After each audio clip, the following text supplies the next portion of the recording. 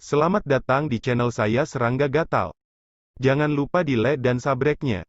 Oke, kita mulai. Danau Cermin.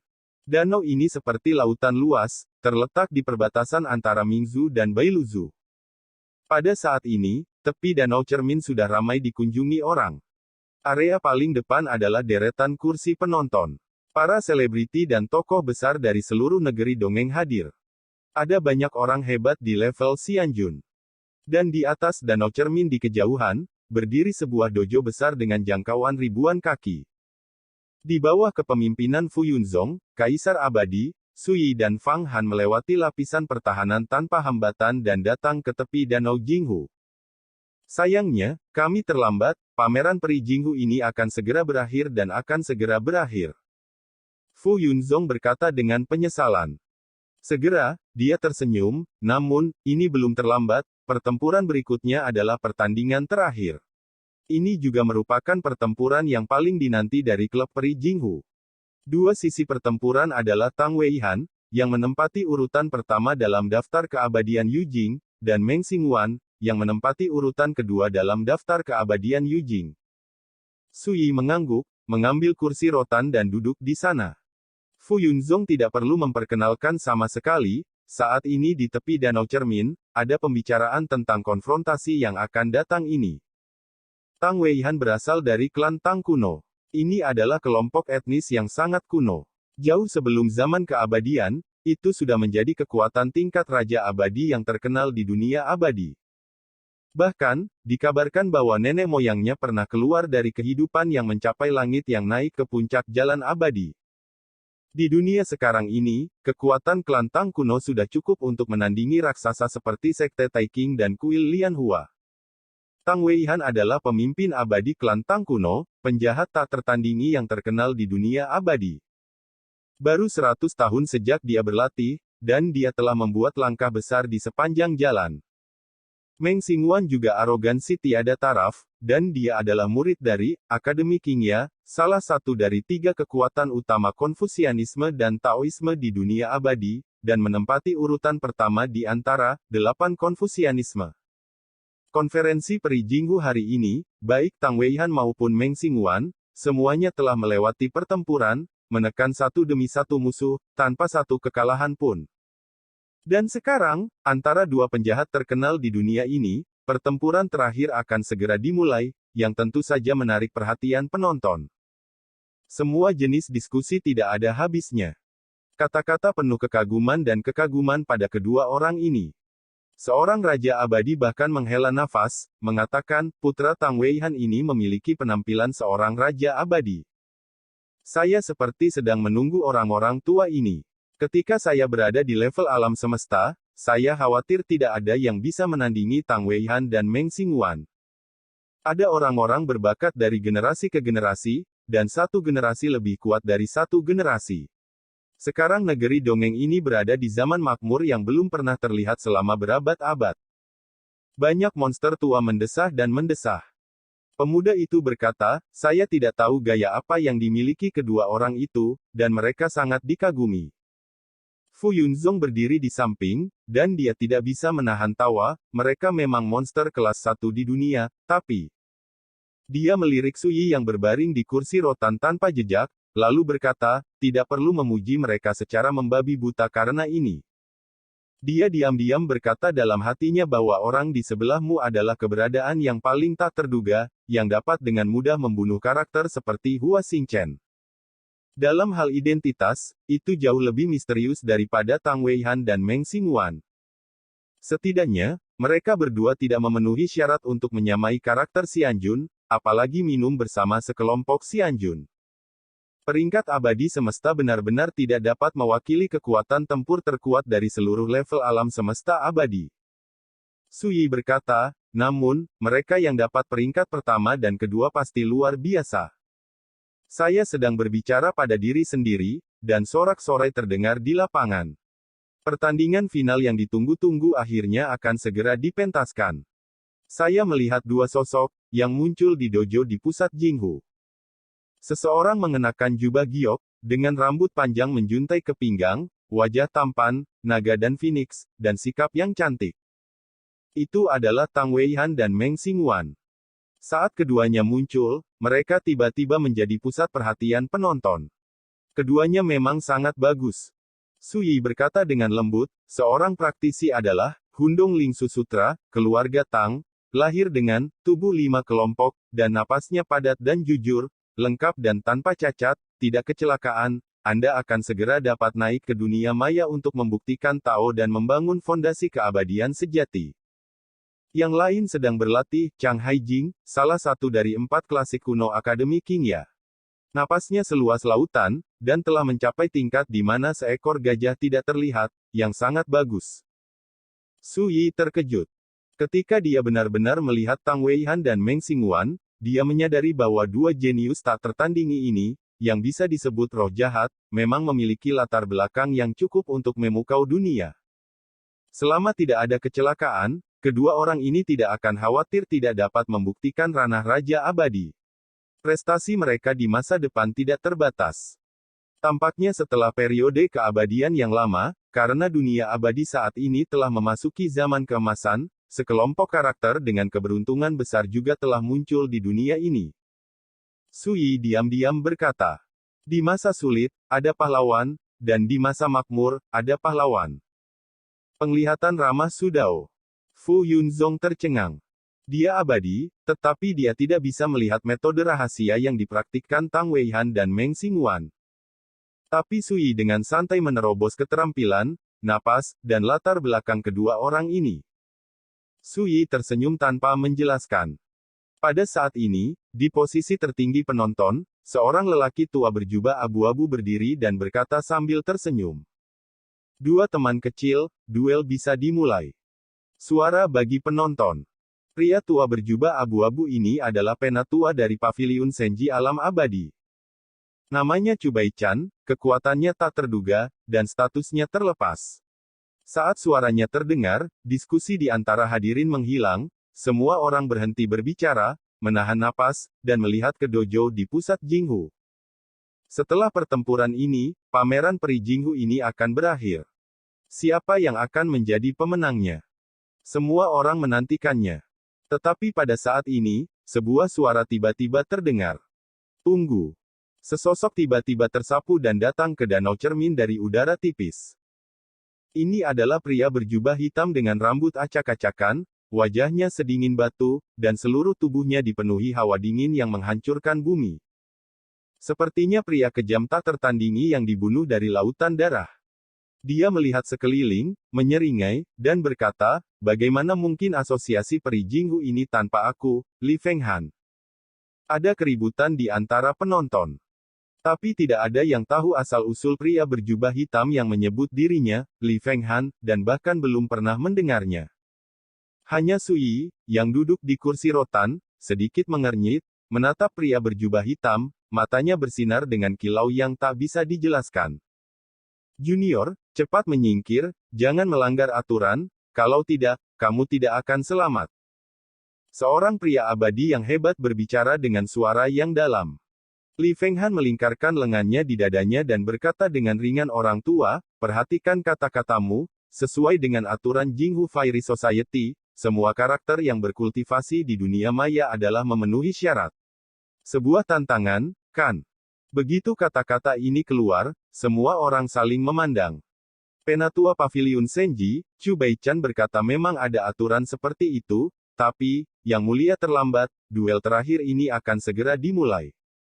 Li Fenghan menyela dengan sangat keras, pertempuran belum dimulai, belum terlambat. Ini jelas sudah dipersiapkan, bukan megah. Siapa yang ingin kamu tantang? Di dojo, Tang Weihan tiba-tiba berkata, karena kamu memiliki keberanian untuk berdiri, tidak peduli siapa Meng Xingwan dan aku, kami akan menyetujui tantanganmu. Meng Xingwan tersenyum dan berkata, tidak buruk.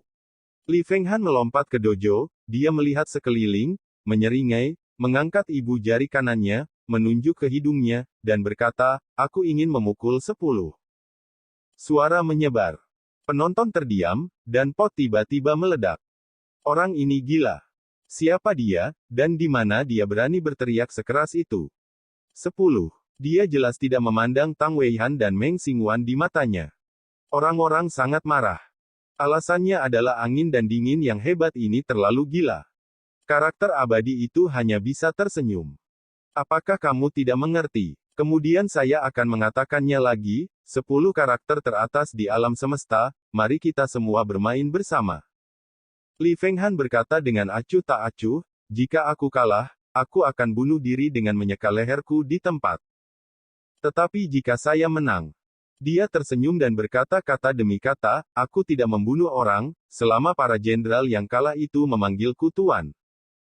Ledakan. Sebagai pembawa acara, ekspresi Chu Baichan menjadi gelap. Tidak ada yang mengira bahwa kecelakaan seperti itu akan terjadi ketika duel terakhir akan terjadi. Saya tidak menyangka bahwa pria berjubah hitam yang menyebut dirinya Li Fenghan bisa begitu sombong. Orang itu terlalu arogan. Fang Han hanya bisa menatap. Mata Sui tidak bisa dipahami, dan dia berkata dengan lembut, sombong. Tidak, dia di sini untuk mencari kesalahan. Fu Yunzong menyipitkan matanya, seolah dia menyadari sesuatu, dan berkata, teman Su, apakah kamu tahu asal-usul orang ini? Sui mengeluarkan kendi, menyesapnya, dan berkata, aku akan mencari tahu nanti. Yang mulia tidak memandang saya dan Meng Xingwan di mata Anda. Di dojo, mata Tang Weihan dingin dan cemberut. Alis Meng Xingwan juga terlihat muram, dia belum pernah melihat pria arogan seperti itu sebelumnya. Saya melihat Li Fenghan tertawa keras, dan berkata, kalian benar, saya hanya tidak menganggap kalian serius. Li Fenghan tertawa liar, sangat keras. Kebanggaan. Wajah Tang Weihan tenggelam, dan dia menebas ke arah Li Fenghan. Ledakan. Satu pukulan itu dapat dengan mudah membunuh beberapa makhluk abadi di dunia. Li Feng dengan dingin bersenandung, niat membunuh di matanya, dan dia tiba-tiba meninju. Ledakan. Cahaya surgawi memercik dan nyala api menyapu. Sosok Tang Weihan terguncang ke tanah.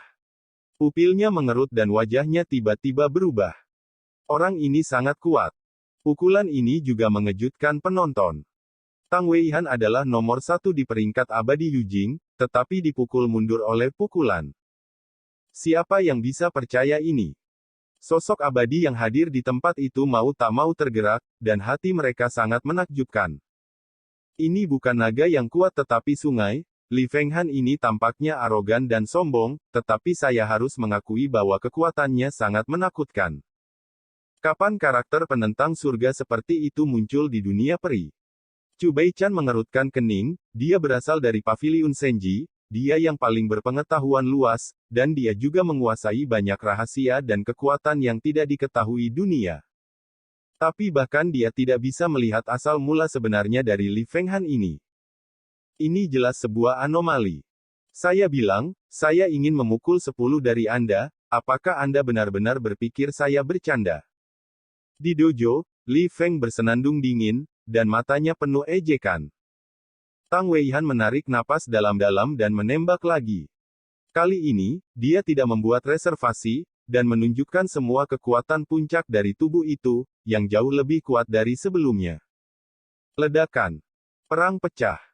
Hanya sesaat, Tang Weihan kembali terguncang, rambutnya acak-acakan, dan dia cukup malu. Li Fenghan terlalu kuat. Sepasang tangan besi membuka dan menutup, sederhana dan langsung, tetapi tak terkalahkan, berani, dan mendominasi. Penonton kaget, dan mereka semua tercengang. Tidak ada yang menyangka bahwa Tang Weihan, yang menduduki peringkat nomor 1 di Cosmos Immortal Ranking, masih ditolak oleh Li Fenghan meskipun dia menggunakan seluruh kekuatannya. Kamu juga. Li Fenghan tertawa di langit dan membunuh Meng Xingwan. Naik.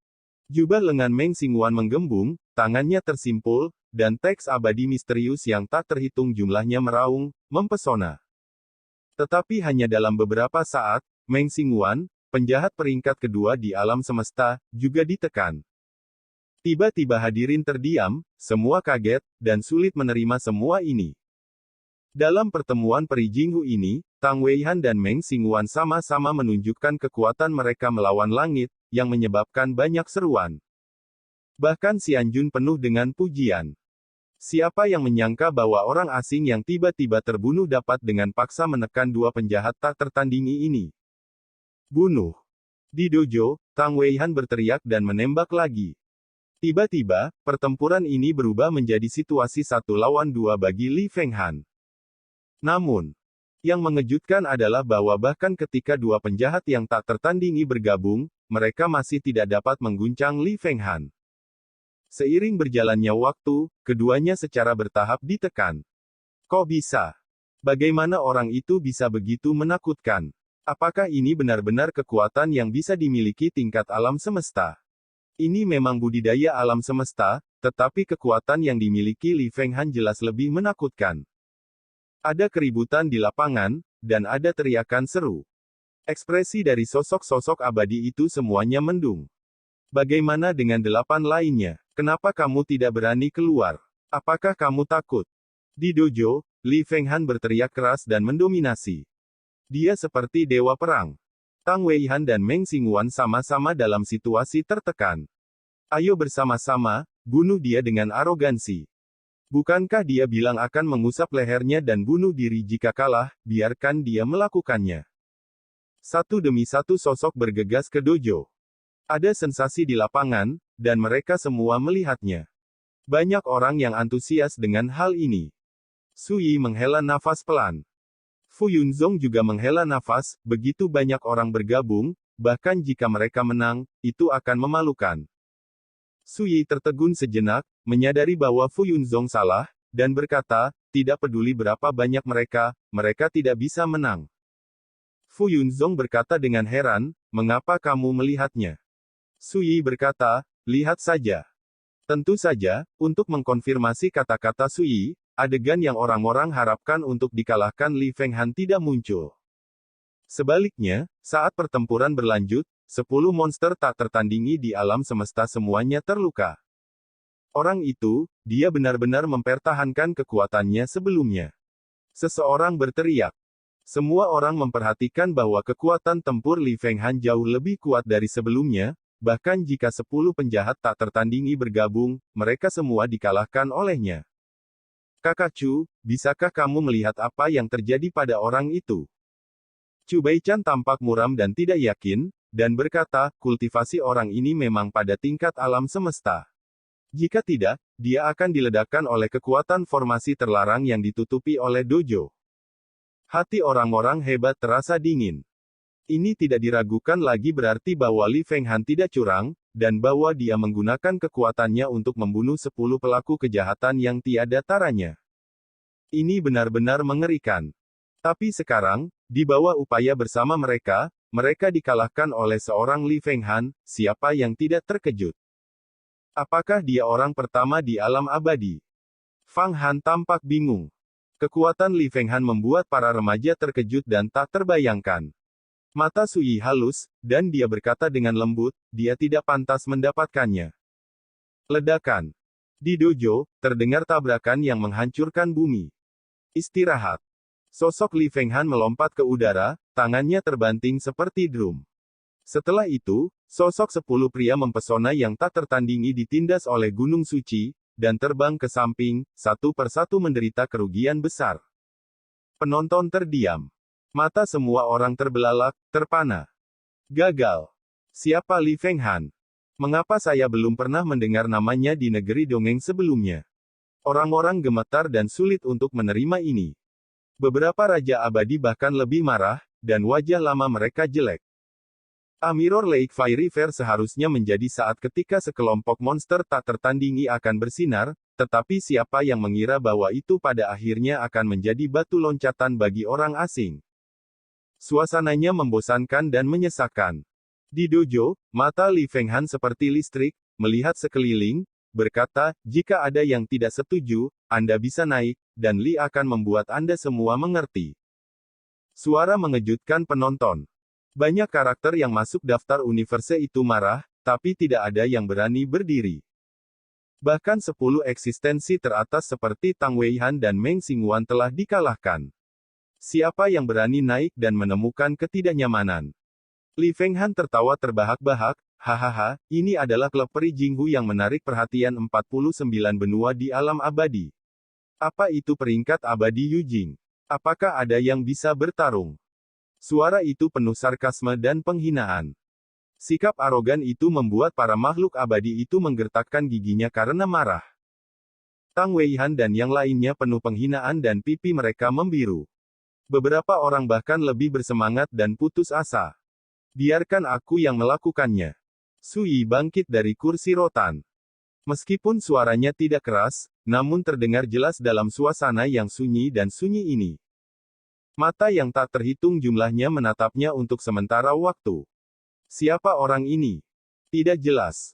Pokoknya, dia bisa berdiri saat ini, dia benar-benar memiliki tulang punggung.